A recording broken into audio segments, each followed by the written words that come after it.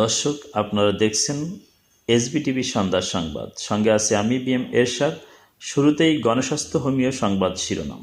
চিরনিদ্রায় শায়িত হলেন সাবেক তিনবারের প্রধানমন্ত্রী বেগম খালেদা জিয়া। জানাজার নামাজ পড়ালেন বাইতুল মোকাররমের সম্মানিত খতিব। মায়ের জন্য সকলের কাছে দোয়া চাইলেন তারেক রহমান। এবার শুনুন বিস্তারিত। আজ বুধবার বাদ জোহর অনুষ্ঠিত হল সাবেক তিনবারের প্রধানমন্ত্রী বেগম খালেদা জিয়ার নামাজের জানাজা।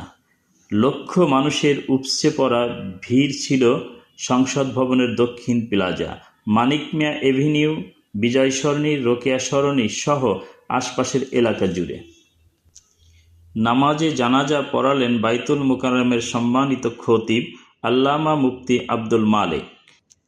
এ সময় উপস্থিত ছিলেন বেগম খালেদা জিয়ার বড় সন্তান তারেক রহমান, প্রধান উপদেষ্টা ডক্টর মোহাম্মদ ইউনুস, উপদেষ্টা মণ্ডলীর সদস্যবৃন্দ, তিন বাহিনীর প্রধান, পুলিশ প্রধান হজরত আজহারি, বিভিন্ন রাজনৈতিক দলের নেতৃবৃন্দ সহ বিভিন্ন দেশের রাষ্ট্রদূত, ডেলিগেটেড।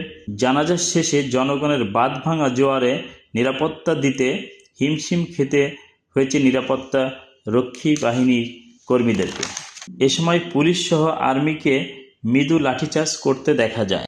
দেওয়াল টপকে সংসদ ভবনের মাঠে প্রবেশ করতে গেলে বেশ কিছু মানুষ আহত হন। পরবর্তীতে তাদেরকে উদ্ধার করে সুচিকিৎসার জন্য বিভিন্ন হাসপাতালে প্রেরণ করা হয়। বিস্তারিত দেখুন এসবিটিভির তথ্যচিত্র এবং জুয়েলের ক্যামেরায়। এতক্ষণ আমাদের সঙ্গে থাকার জন্য ধন্যবাদ।